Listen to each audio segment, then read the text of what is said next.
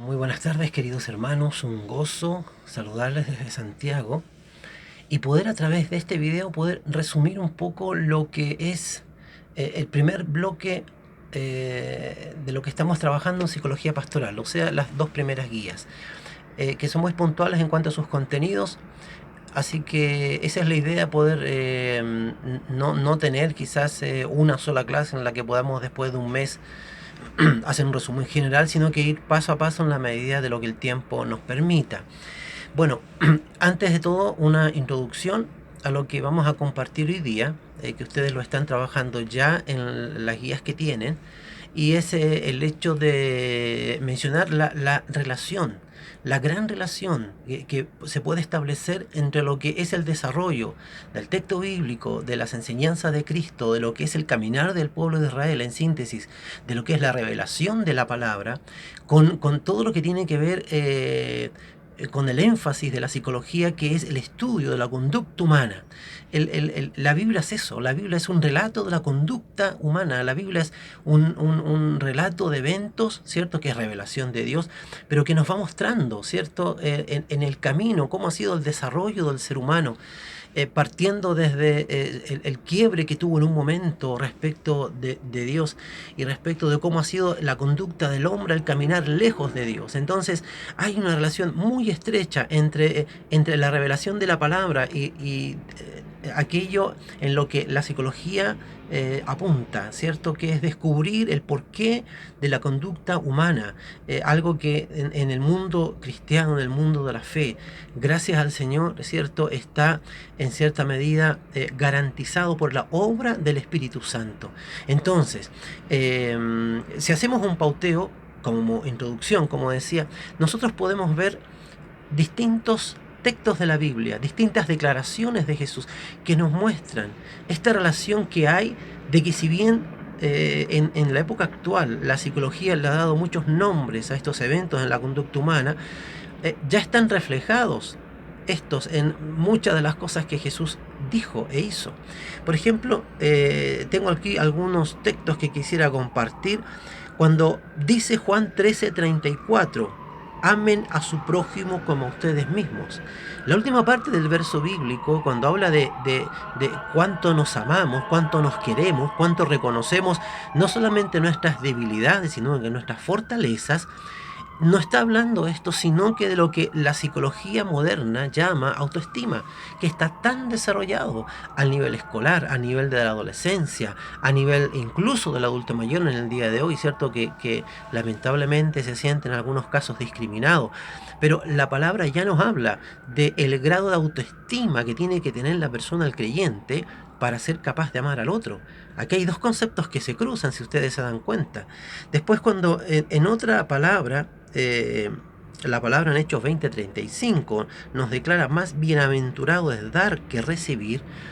La terapia de pareja en el día de hoy habla mucho de lo que significa para un esposo y para una esposa mutuamente dejar a un lado ya sus intereses personales por querer hacer feliz al otro. Y la palabra dice, más vale dar que recibir. O sea, son conceptos que se aplican a conductas humanas en las cuales hoy día la psicología estudia, trata y realiza múltiples terapias para poder salir adelante de los problemas que tiene la gente.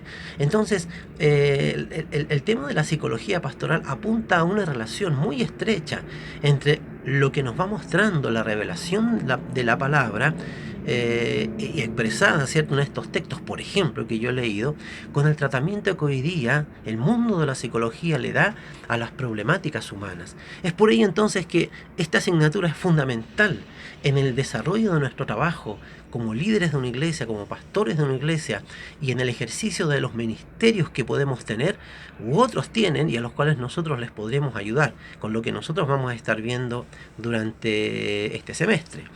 Entonces, como les decía, hemos visto dos guías de trabajo y la primera tratando y hablando acerca de este papel importante, primordial que tiene la iglesia como una comunidad que abre las puertas para la experiencia salvadora, la experiencia redentora en la vida del hombre.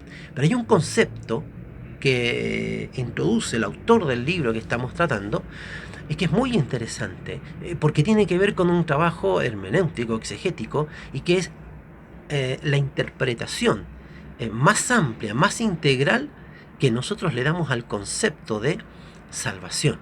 Porque la raíz del concepto salvación se enlaza con la raíz de la palabra salud. Y la palabra salud tiene que ver incluso con la palabra judía, hebrea, que es shalom, la paz integral de Dios al hombre. Y cuando decimos shalom y decimos paz integral, hablamos de que la salvación es una salvación integral. No es una salvación solamente con una dimensión, podríamos decir, eterna, una dimensión solamente trascendental, a lo terrenal, a lo humano. La salvación es un acto, la salvación es un evento, la salvación es un proceso integral en la vida del ser humano, que requiere, por lo tanto, procesos de sanidad, procesos de liberación, procesos, digo liberación en el sentido de ir sacando de sí muchas situaciones que potencialmente al estar en Cristo es posible ir dejando a un lado e ir viviendo a plenitud la salvación que en un momento fue, porque ya Cristo lo sabía, en un momento es, porque yo me entregué a Dios en un momento de mi vida, y que en un momento será, cuando Jesús regrese por su iglesia. Entonces es interesante que esta dimensión de salvación, de redención, tiene esta dimensión donde aquí entra fuertemente entonces el proceso de restauración, no solamente emocional, sino que mental y espiritual, es decir, de la totalidad del ser humano. Y en esto el papel de la iglesia, el trabajo de la iglesia es fundamental. ¿Cómo la iglesia puede ser un ente, un espacio de salvación no solamente al ser humano, sino que un espacio de salvación en el ejercicio de lo social, en el ejercicio de la comunidad, no solamente con una extensión hacia el individuo, ¿ya? Y su persona, sino que a lo que pasa a mi alrededor, a lo que pasa a mi alrededor, por ejemplo, de mi sector. Muchas iglesias hoy día se están abriendo, por ejemplo, para hacer centros de vacunación, centros de acopio de alimentos, centros de ayuda y restauración a la gente que está preocupada, que está ansiosa, que está complicada. Muchos hermanos han ofrecido por las redes sociales, por ejemplo, para llevar ayuda en clases online a gente que está, y a niños que están en sus casas, por ejemplo, y que no pueden resolver una guía de trabajo, no pueden hacer alguna tarea que se les ha encomendado.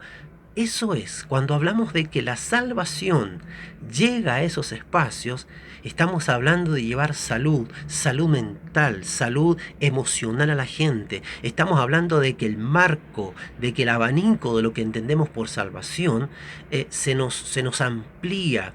Y no solamente hablamos de algo que pudiese ser muy individualista, o sea, a tu salvación, sino que lo ampliamos a un radio en el que son muchos los que pueden acercarse a Cristo a través de estos testimonios, a través de estos gestos que hace la iglesia, por ejemplo, y ya que están suspendidos los cultos en muchas iglesias, abrirlos como lugares donde yo pueda acopiar el alimento para la gente de mi sector, o donde yo puedo colocar las salas de clase para que vayan los niños, los adultos mayores a atenderse, etcétera. Es decir, el papel de la iglesia es fundamental.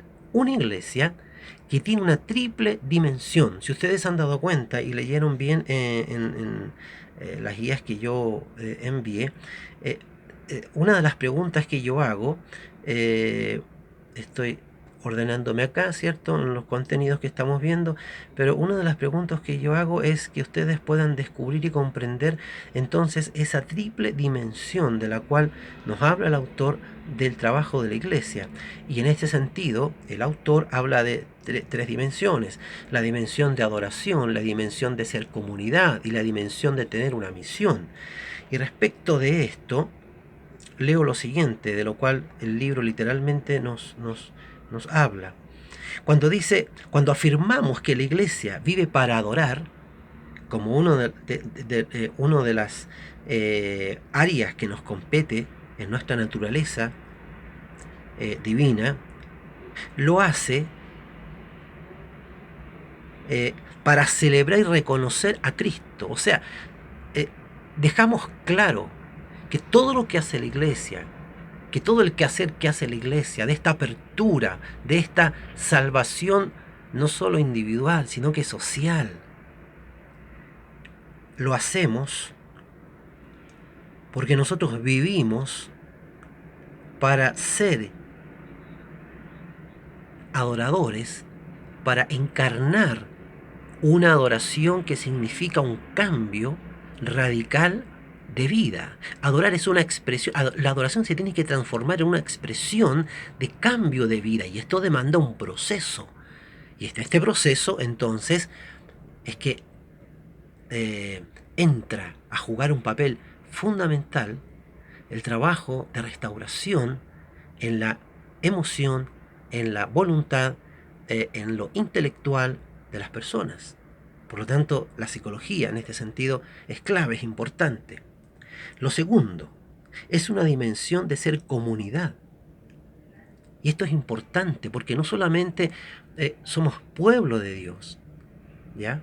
No solamente somos pueblo de Dios por una experiencia de salvación, sino porque juntos estamos construyendo reino de Dios.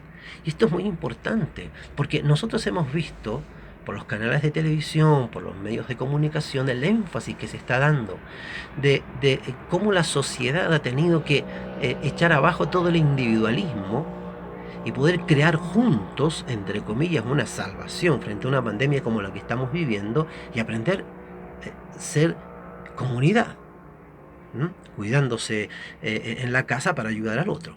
Pero esta experiencia es una experiencia que la iglesia debiera comprender y entender perfectamente, porque es la experiencia que hemos vivido cuando llegamos al seno de una iglesia y al ser comunidad. ¿Por qué? Porque juntos estamos construyendo, porque mi testimonio es fundamental para el testimonio del otro, porque mi cambio de vida es fundamental para que al otro le crean, el otro que también está confesando a Cristo, y le puedan creer y no le tengan que decir cómo voy a creer si el que está al lado tuyo no está viviendo, ni está expresando, ni está testimoniando aquello de lo cual tú me estás hablando. Entonces, esto de ser comunidad es fundamental en la iglesia. Esto de ser interdependientes es clave en la iglesia. No vamos el día domingo a adorar al Señor en una experiencia personal. El día domingo vamos a la iglesia a alabar juntos al Señor, a alabar como cuerpo al Señor, a tener una experiencia como iglesia delante de la palabra. La palabra nos habla a nosotros como cuerpo, como iglesia. Hay una experiencia personal, pero para eso tengo la semana, para vivir mi experiencia diaria de oración y de comunión con la palabra y el Espíritu de Dios. Pero el domingo, por ejemplo, vivimos una experiencia comunitaria. Entonces, esa es la segunda clave en esta dimensión de lo que significa ser iglesia. Y tercero, en cuanto a la misión, ¿ya? Es decir, en cuanto al propósito por el cual nosotros somos puestos en esta tierra como agencia, como un pedazo, me gusta esa frase, del cielo aquí en la tierra. Entonces, la importancia de la iglesia, la importancia del quehacer de la iglesia de manera interna como externa. Cuánto nosotros a nivel interno podemos hacer en cuanto, por ejemplo, a la salud mental de la gente, a la formación de la gente, en la formación hacia los niños, en la formación hacia adolescentes. El trabajo, por ejemplo, sobre educación sexual es fundamental en el día de hoy. El trabajo que se hace con las parejas que contraen matrimonio, el trabajo que se hace con los adultos mayores y lo que significa hoy día ser un adulto mayor. Es interesante lo que se pueda hacer al interior de la iglesia de manera pedagógica, formativa y de manera externa. ¿Cuánto la iglesia puede realizar de manera externa? ¿Cuán preparada está la iglesia para hacer, por ejemplo, taller sobre madurez emocional, sobre estabilidad emocional? Eso se puede hacer en una comunidad. Sobre liderazgo urbano, por ejemplo, talleres para enseñarle a la gente, a los presidentes de juntas de vecinos, a hacer una reunión, a poder tener directrices de liderazgo. La iglesia lo sabe y lo puede hacer afuera. Entonces hay una cantidad de cosas que la iglesia puede hacer en esta acción de ser un espacio de salvación para que lleguen a Cristo, porque la salvación es una experiencia integral, totalitaria, es una experiencia inclusiva, en ese término tan de moda en el día de hoy, y que lo que incluye es todo lo que el ser humano es y todo lo que el ser humano significa. Así que comenzamos en la primera guía hablando acerca de esto. Y lo segundo, que el eje fundamental de nuestro quehacer no es humanista, no es una psicología humanista, no se centra en el hombre, no se centra en las posibilidades del ser humano. Y aquí viene la gran diferencia de todo lo que es el tratamiento terapéutico, psicológico, en este cambiar de mentalidad, que es lo que busca la psicología, en este entender la conducta humana, porque nosotros arraigamos como iglesia nuestro fundamento de restauración en Jesucristo. Jesucristo es nuestro paradigma, Jesucristo es nuestro punto de referencia para nuestro accionar de restauración.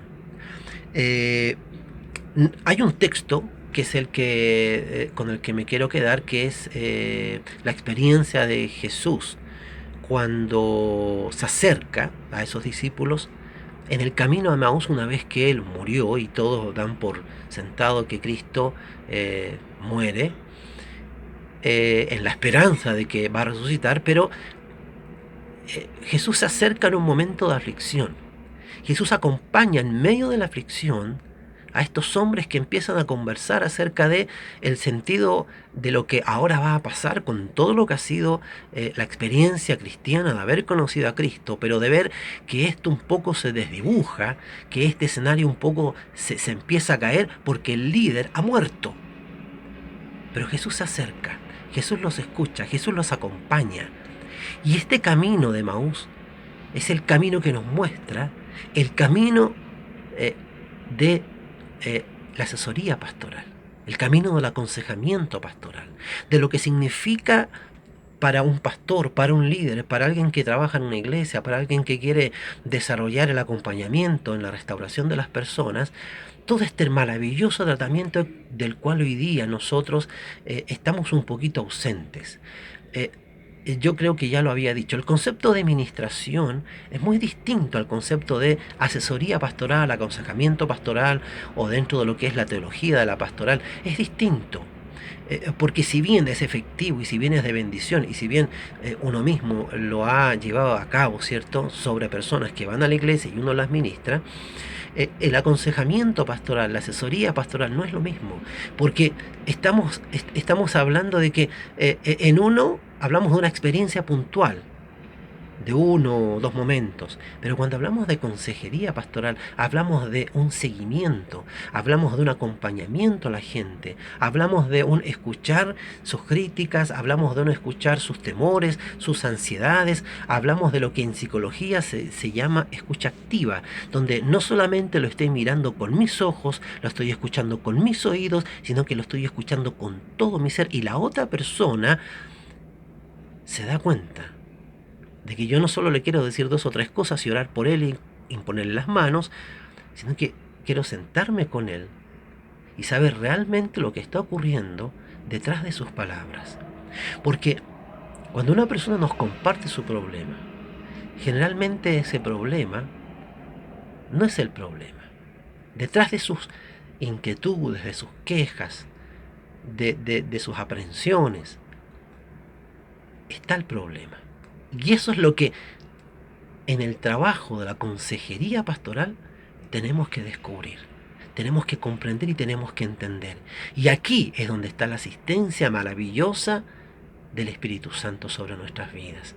Entonces, en la primera guía nos referimos a la iglesia como una experiencia, un ente del cual el autor, si ustedes han leído, lo menciona como una experiencia ecológica, una iglesia, la ecología, habla de la ecología de la iglesia, y que tiene que ver con que la iglesia vive un proceso. Él hace un paralelo entre ecología en la naturaleza, el ciclo ecológico, ¿cierto? El ciclo de la naturaleza que es perfecto, al ciclo que también tiene que vivir la iglesia. La iglesia que recibe a la persona, ¿ya? En una situación muchas veces de desconcierto, de inseguridad, y comienza todo un proceso en la vida del ser humano, en tu vida, ¿cierto? Tú llegaste a Dios, te diste cuenta de lo que pasaba, Dios te restauró, tú te levantaste, tú viste las proyecciones, tú pusiste la mirada en Dios. Es todo un ciclo de eventos. Ese es el ciclo al cual este autor y con el cual hace referencia a que la iglesia vive una experiencia ecológica, una experiencia en la cual se tienen que cumplir ciertas situaciones para poder pasar a lo otro, ¿ya? Por eso le llama ecológica. Y en segundo lugar, la guía que nos habla acerca de que la base entonces del desarrollo de la iglesia es Cristo. No son paradigmas simplemente humanistas, centrados en el hombre, no, están centrados en la experiencia salvífica que es integral, y a partir de esto, eh, todo un cambio integral en la vida del ser humano.